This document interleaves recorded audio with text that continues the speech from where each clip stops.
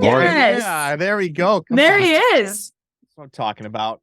It's an awfully big fuss to make of me, but I appreciate it nonetheless. Well, we figured that everybody should be greeted. Today we're talking about community. So I think as the faculty members come into this discussion, we need to just show appreciation. I'm encouraged, and I'm also very appreciative of all of you. All right, Ryan, where's he at? There he is. Yeah. For our inaugural faculty call, talking about community. Maybe since we've ever got everybody together here, we should do a quick meet and greet, and just maybe how you got connected to the community. What brought me to the community is I was going through something, and then I started a job, an online job, and I don't know, there's some things that I wanted to do, and throughout my online job, through my boss, I met Jason, and I was like, hey, these are the things I want to accomplish, and he was like, cool, let's do it, and I was like, okay, cool. It's like I have this community, and I was like, okay, cool, and so then we started meeting up and started like talking about goals for the community, organizing things, and kind of went from there. So it's kind of how I got roped in, I guess. I have severe ADHD, which is, I know sometimes people think it's like a hindrance, but I see it as a superpower. I'm kind of all over the place, but I have a lot of different hobbies and interests, but I also have kind of an unlocked mind that can be uninhibited at times. And I think it makes it so I am not afraid to say something if I see it. Like when it comes to like how things flow. Thank you, Naomi.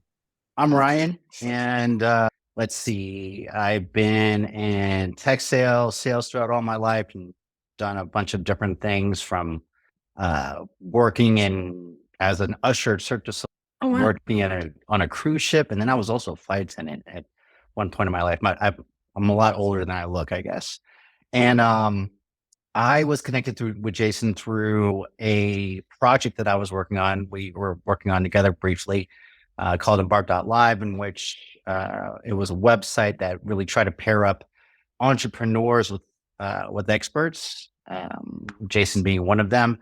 And then just through our different workings together, through the different projects we worked through, we ended up building a really cool connection, shared a lot of stories. And then for a while, we were kind of disconnected for a couple of years. I think Jason went through some things. I definitely went through a lot of different changes. And most recently, we reconnected as I'm starting to create a new business revolving around skincare. And then we connected through that. I basically just pinged him because the reason why I started the skincare line was directly because of a conversation that he and I had. And so I brought it up, and then we just started talking again, and here I am. Awesome. So Jason and I got acquainted. As I recall, it began with a LinkedIn prospecting message that just caught Jason at the right time. He was looking to write his first book, and I was looking for author coaching clients. And so we worked together on that, and I just helped him stay on track with all of that. He did a fantastic job of writing it. But I found that we had such a strong collaboration that I said, let's not let it end here. And he was in agreement. And we started searching for other ways we could sort of work together symbiotically. One of them was the community here. Another way is that he's been instrumental in helping me to rebrand and relaunch my ghostwriting and publishing business under the name Emissary. So we are currently, we have our first author published and released, and we're, taking that book to market, and then we're actively courting some other authors that may very soon become active clients.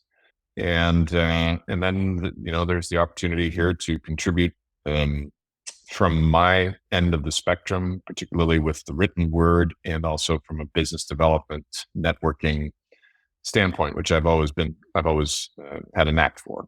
So that's me in a nutshell. Wow. That's awesome. I love how we all come from different backgrounds. Well, I think that's part of why, like today's discussion is so important, talking about community, because what I'm hoping for, the direction I think that we're all agreeing to, is that when we want to achieve great things in our lives, we need to gather other people around us who can not only participate in that success, but also we can give back to them and help them find their way. And I think for each of us, we have unique skill sets that we just want to apply to the folks around us and see how they thrive. And doing that with a group of people who are aligned towards kind of the I don't know, the ethos of this community, which is if you've got a product, service, or a message that you think is going to change the world, you have to be really good at sharing that message. And the only way to get better, I think, is to join together. I don't think anybody can do it alone. So I'm excited to all hear. So I don't know if this is appropriate. It's just what came to when there was a hostage situation in the Middle East, in Israel. Several Israelis had been kidnapped and held hostage, and the usual kerfuffle, international brouhaha came out of that. But basically, the Israelis decided to take matters into their own hands and sent the Mossad agents after, or the Israeli Defense Forces, whoever, to liberate the hostages. They said to them, when they arrived, they could have said all kinds of things. Let's get you on a plane. Let's get out of here. But they said this interesting thing. They said, let's go home. And it sort of made me think of where when I was the first church that I attended, which was Hillsong Church, which is now not quite what it used to be, but they would display, they had displays out in the lobby that said "Welcome Home," and there's something about home, and I'm not saying that this community is like, we're not like trying to be necessarily family and all of that, or to replace people's individual families. But I think if you can get people to a point where they say, this is like a home for me, it's a distinction. It's like, I relate to these people, understand me, they get me. And I don't know whether we're intending to do that or not. But if we can get people to where they feel like it is a home, like they have as much in common with us and with the membership as they do, with family members in many ways, then I think we're on the right track. Like a home base, of sorts. Yeah. Yeah. I mean, if you stop and ask yourself, when I think of home, what do I think of? I think of somewhere where I'm well known, and what I think matters, and what I do matters and has consequences. So I won't. I could go on, but I won't. I love that. When I think of home, I think of like they say like home is where your rump rests, and where you kind of you can sit and be comfortable. And I think I love what you were saying about it feeling like home. And I think of safety when I feel like home, and I think we absolutely can. A community is a place where people can go where they feel. I think it was Brené Brown who said the opposite of fitting in is belonging. I think we want to create a place where people belong. They don't have to fit in somewhere, but they can come as they are, and they can be welcomed in, and they can feel comfortable. They can feel like they have a safe space where they can be themselves, let loose, and chase whatever dreams they want to. And they're not going to be judged for it. They're going to be encouraged and get the support that they need and want for that. And I think and then also they'll be able to add to it in a dynamic, and add to the dynamic in a way that maybe they wouldn't have been able to add somewhere else that they didn't feel like they belonged. Mm-hmm. Yeah. With the mastermind that I've belonged to for nearly 4 years now, I can be in the room with a guy who has a net worth 100 times the size of mine, and I'll never know that. I could be sitting right next to him, because it's just not done in that group to flaunt your wealth and talk about, all that. And even though I'm, 1/100th of the way towards where that guy is, he won't shun me or push me away or refuse to talk to me because I'm not on his level. Now, there'll be differences that I can't overcome. There'll be subjects he is well versed in that I can't really talk about. But the expectation and the understanding is that, we're not going to make those kind of distinctions just because we can. Yeah. So, yeah, I like to add to that passion. I like the fact that we kind of see ourselves on the same level to a point, right? Like we're all here to kind of help uplift each other as well as those that are part of the community, and provide those resources that will help each and every one of us who wants that help to move forward. I think at the end of the day, we're here to be a good example, someone to confide in, someone to help kind of show or provide resources. And I think that's why we're all here for the most part. I think that's that hell yeah moment for me. Awesome. Well, that's a high calling, and I love it. Because I think that it's that kind of feeling, the emotion, connection, I guess, that cuts through. I think it cuts through the noise, and I think cuts through the noise of generations and politics and all that type of stuff. And it really, I think, is I don't know, it sounds weird to say it this way, but like sort of transcendent principle that everybody wants. Everybody wants to feel like they belong. And I think in particular towards some sort of common goal. And one of the things that really stood out for me is this idea of safe place to be able to explore whatever it is you want to do. You want to be an entrepreneur. You're an aspiring entrepreneur. There's freedom to explore, and you might be in the same room with somebody who has launched a number of companies, or you might be in the same room with somebody who has fumbled their way through, and they feel like they've made an absolute mess of it, but they are still pushing in that direction. And that's, kind of harkens back to the poem, "The Man in the Arena," where it's like I don't know, I'll get at the specifics wrong, but it's the accolades, don't belong to the person on the sidelines who's shouting at the guy in the arena. It belongs to the guy in the arena who's working this out every day, and everybody else can shove it. And that's where I think that people with that mindset, I'm working this out every day. Where do I go for my safe space?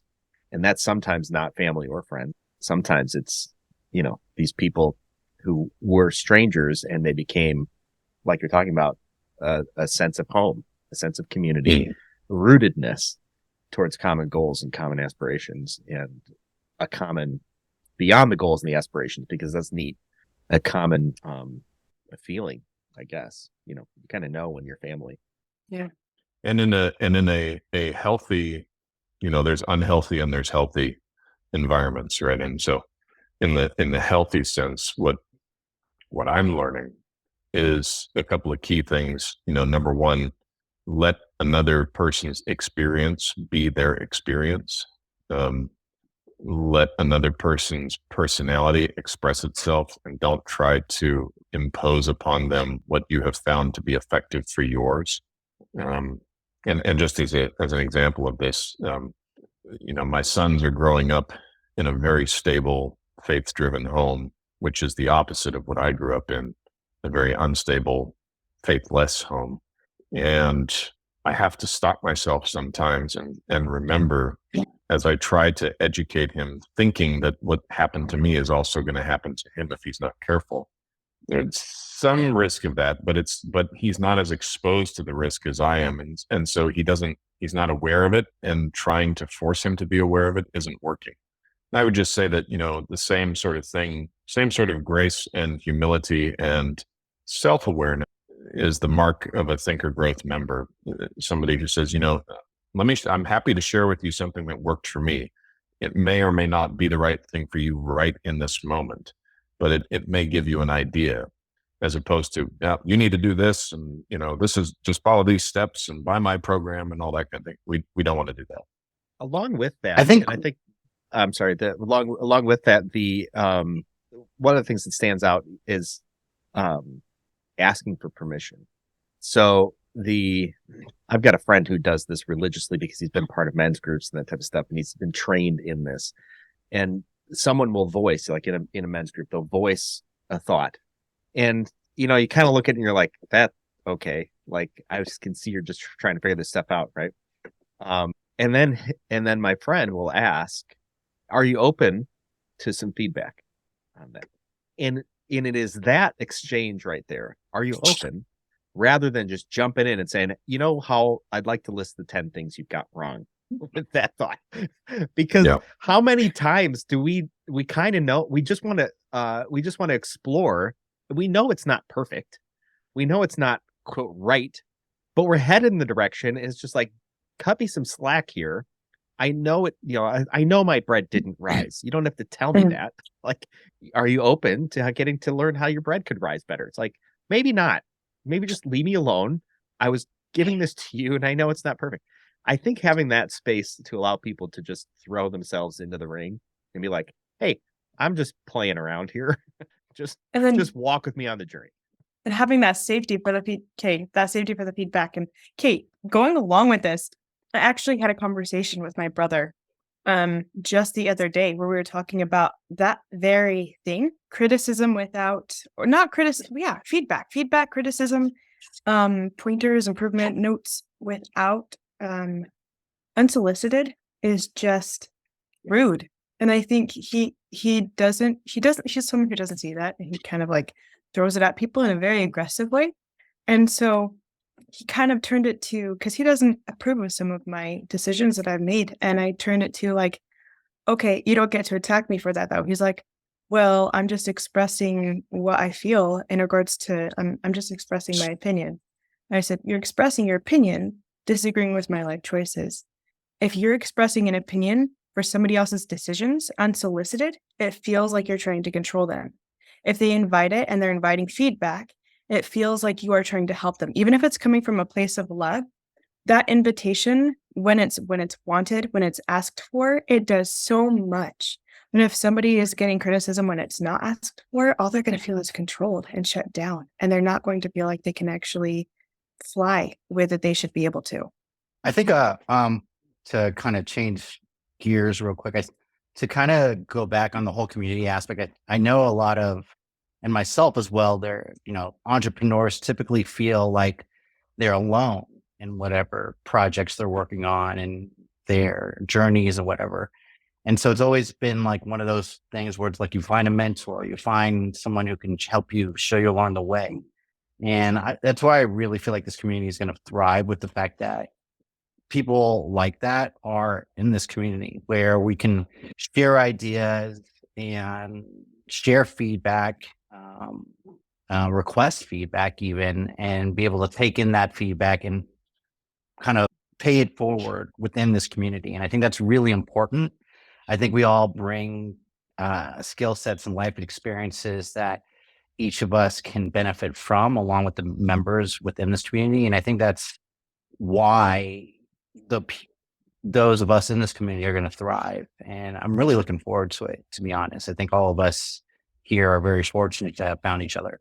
I think one of the things I value most about the community of people that I'm surrounded with is sort of an open invitation to say, hey, you know what? You can't be trapped in that anymore. Like, just going to tell you the way it is. Like, you get 5 minutes. I started doing this the other day. And I told my girlfriend, I was like, because she will amp up, and she just like talks and like gets really really excited about something. And even in a negative scenario, right? She's just complaining about something. And I'm totally fine with that. Like, that's great. And I love it because I'd rather have a person talk to me than go silent. So fine, like, spill your beans. And she was going on and on about something. Then I was like, hey, I'm just going to tell you, you got 5 minutes on this one. And then we're moving on. And she was like, okay, fine. And she just went hardcore for 5 minutes. And even she knows, like, she should leave it alone. Like, I don't need to harp on this for the rest of the day. But it's just like a stone in your shoe.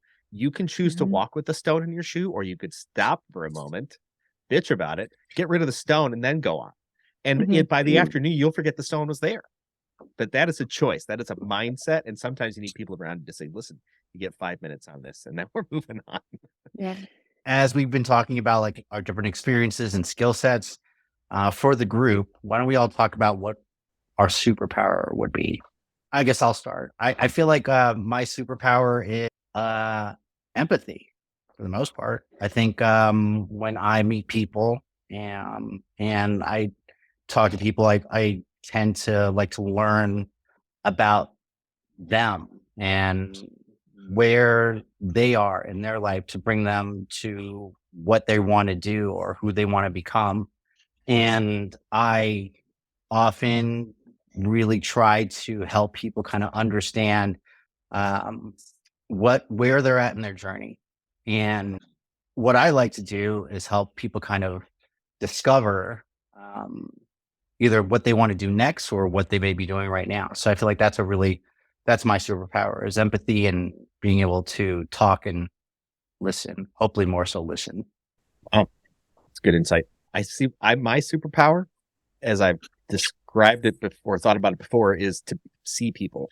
So I can see and know people pretty quickly, and see beyond or see deeper than maybe they see themselves, and then connect that to what the future could be, what the future reality could look like. And so I tend to be able to help people see further than their situation, and pull out the threads that metaphorically hold their sweater together. I think mine is, it's actually kind of similar to, I have empathy for people, but I have empathy, and I see people, like, I'm one of those who like walks into a room and I can pinpoint, like, that person's going through a hard time. I'm gonna go sit by them because I know that they need a conversation right now. That's where I'm gonna go right now. So, but along with that, I think that I have a really good sense of when someone needs to hear something and I can tell that other people might be too afraid to say it. I feel like I'm really good at saying it. I'm really good at saying, being causing people to self-reflect in ways that they might not have been able to otherwise. Say the thing, like, I feel like I'm pretty good at getting people to figure things out for themselves. I feel like I've grown a lot in that, though, like, because I used to be an unboundaried empath, which just made it so I'd meddle in everyone else's business and be like, "Oh, you should do this, that would help you," you know? And I thought that was being helpful. But I feel like what I've been able to learn over the years is that, um, I've learned how to instead turn that to, "Okay, what do you think about that? Okay, what do you think that person's thinking about that? Okay, do you think that your actions are creating the effect that you're wanting them to? Like, do you really think that they're gonna take it that way? Do you think that maybe what you're doing could," and I feel like I can kind of pinpoint that, and I can kind of strategize in that sense. And I've been able to strategize in, like, in personal lives and other places too. I feel like I'm really good at figuring out, if we're here and we need to be here, this is how to get there. It's not like, you can't keep doing this and expect that there's not an entitlement there. You have to figure out the way to get there that's going to be most beneficial and get you the best results. And that can be in personal life, that can be anywhere. And I feel like I'm pretty good at seeing those pathways, if that makes sense, and finding creative ways to make those pathways. I'm a really good outside the box thinker, and I feel like I'm pretty good at getting other people to see. I feel like I'm pretty good at explaining how to get the people to see that same, "Hey, we got this. We just need to go this." "Oh, okay, yeah, yeah." You know what I mean? I feel like I'm pretty good at strategizing, problem solving. I'm a puzzler. I like puzzles. Is that a 5x5 Rubik's Cube? Yes, yes, it is. And that's not even my biggest one. I have a 12-sided 5x5. Don't go down the rabbit hole. We could talk for hours on that. Yeah, we'll all be doing Rubik's cubes by the time the hour's up. I think I have like 5 on my desk right now. What do you think, Paul? Expression, but expression in a context. Expression. I also am an empath. I'm a 4 on the Enneagram. I'm able to almost shed my own lenses and look through someone else's, primarily through language. And so, and along with that is depth. I do not like shallow end stuff. And so frequently, one of the reasons that Jason and I had such a great collaboration was because he was writing at a level that I could really add a lot of background, contextual scenery to, and expand the language and amplify it. So it's, and there's so many subtle ingredients of that you could point to and say that's strategic, that's poetic, that, but it's primarily expression, primarily written word expression. I have done other forms of expression. I do okay at them. Word, I'm just is a different level for me. I'm like an artisan with words, and so digging into people's stories, putting myself in their shoes at a profound profoundly deep level, I bring a literacy and an ability to pull out of them more volume of their message than they themselves really understood that they had. And so they'll say something like one sentence, and I can add an entire 3 paragraphs to it, plus a story and a scene from a movie. Jason likes to give me grief about pulling scenes from movies to the content that I'm writing, but it works. I've learned. But the other thing is that Jason and I once had a conversation about the difference between talent and genius, according to Arthur Schopenhauer. And he pointed out this interesting thing. He said, I think a lot of genius is that somebody sees something that everyone else just walks past and chooses instead to focus their attention on it, like Moses did with the burning bush. Plenty of other people saw that bush, but only Moses turned aside to look at it. And I'm that way with what people write. Like, you give me a manuscript and I'll just make it into something far more engaging, meaningful, deep, and well written, well expressed than it otherwise would have been. You can reach into people. That's really cool. Very cool. Yeah, it's awesome. Okay, does anyone else notice a pattern here? We're I think we all have. Yeah, we're all very empathetic. We all see people and we all connect with people on a very putting ourselves in their shoes type of way. And I think that says a lot about what kind of brought us together. I think that's really cool. Yeah. Very cool. Yeah, I recognize that. I think for me, I see it, but I don't empathize with it. We still connect on that level, though. I can see it. Yeah, I can see it. I can point it out, but I don't get lost in it easily. I've learned to just kind of be okay with it. Yeah. I used to beat myself up quite a bit. Like, man, am I the odd man out? Why am I always the odd man out? Well, because that's the way it is. And well, I think that's great because you have a really good way of seeing like the big picture. Yeah. Yeah. Right. Yeah. Instead of like getting deep in it, you can see the forest through the trees and see that goal at the end. And I think that's what people can really look forward to in working with you, is that despite whatever their feelings are, where they're at and how they're struggling or how they're winning or whatever, assuming their stated goal or where they want to be with it, you can see how to get through to that. I think that's really cool. I think that's definitely can be a superpower. Yeah. I'm a bit more like been that. Both ends of that. It's been like useful as a superpower, and then also just be like, kind of a downer. Yeah, I'm a bit more like that too, Jason. I like when I'm dealing with other people, right? I can have empathy in that I can see things the way they see them. Empathy, but not necessarily sympathy. Like I feel the same way, right? I'm very prone to saying, well, what does this look like from the opposite end before I go and assert myself or, put my foot in my mouth. Yeah. But if I have to assert myself or put my foot in my mouth, so be it. I'm not concerned about that. The way somebody who has more of a sympathetic streak might be, because they're like, I really want to keep things as warm as possible as I can with this other person. And I'm like, I'm capable of detaching from that and say, no, if I have to be hard nosed, then I will. I like that. I think that's where accountability comes in, right? Like sometimes people, specifically entrepreneurs, especially if they're working in a silo, got to be told what's what, and sometimes the truth hurts, but we all should know what that may be and then be able to make our decisions from it. I think to your point, Paul, like sympathizing can be cool in some situations, but I think in a community like this, it's more about like being able to see for what it is and being able to call it for what it should be. Yeah, that's super important, I think, for entrepreneurs, like you talk about, Ryan, because one of the things I tell people is you got to beat up your idea before the marketplace does. And because you might be absolutely in love with this idea and it might be a terrible idea, just flat out awful, that when you take it to market, you will find out that's an awful idea. Just because your mom loves it doesn't mean anything.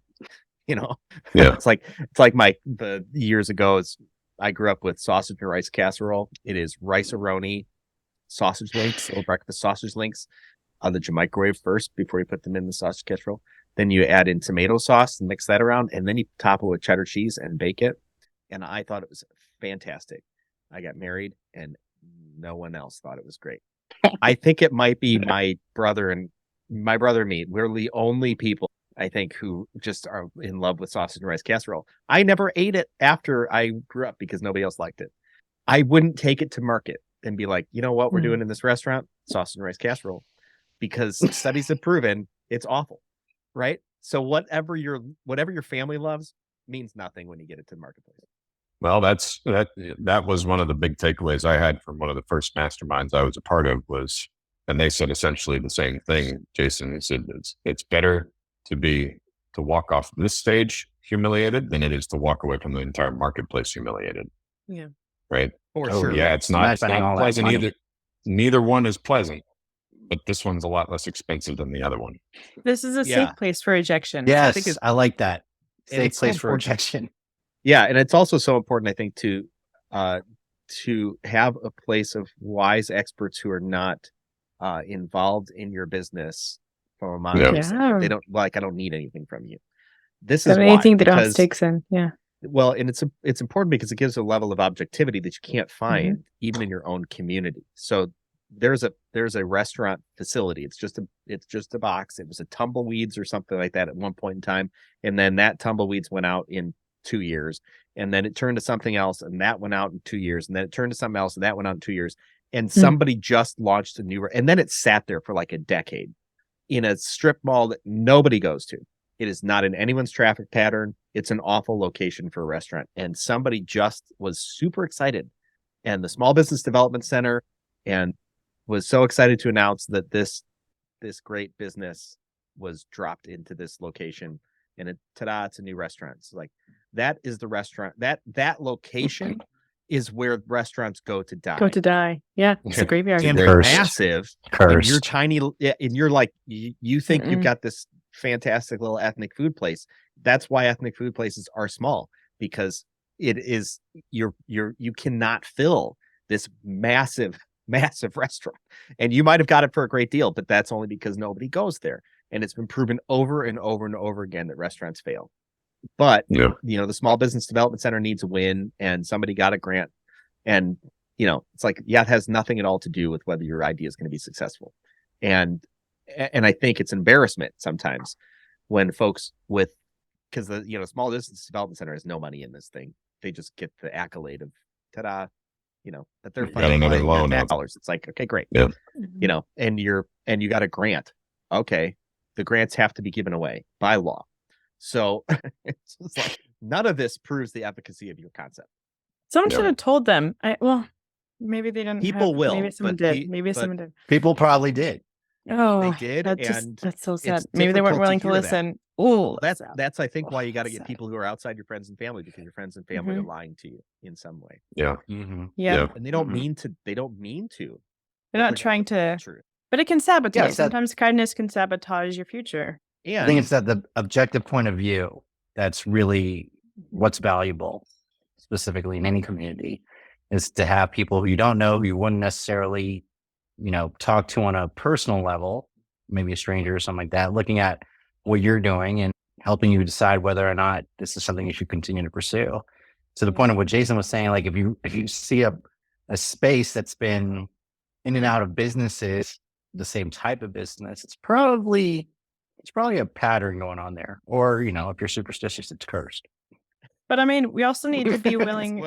I think we also need to have the mindset that we can be proven wrong too. Because do you guys remember that Lindsay Sterling auditioned on America's Got Talent?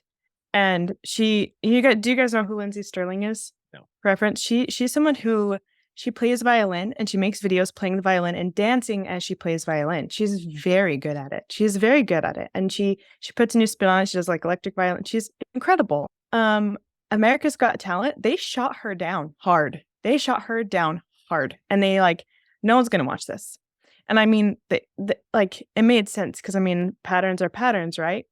And she kind of said fuck it and did it anyway. And they tried to invite her back for an all-star version of America's Got Talent, and she's like, no, I'm bigger than I ever would have been, and I had gone on.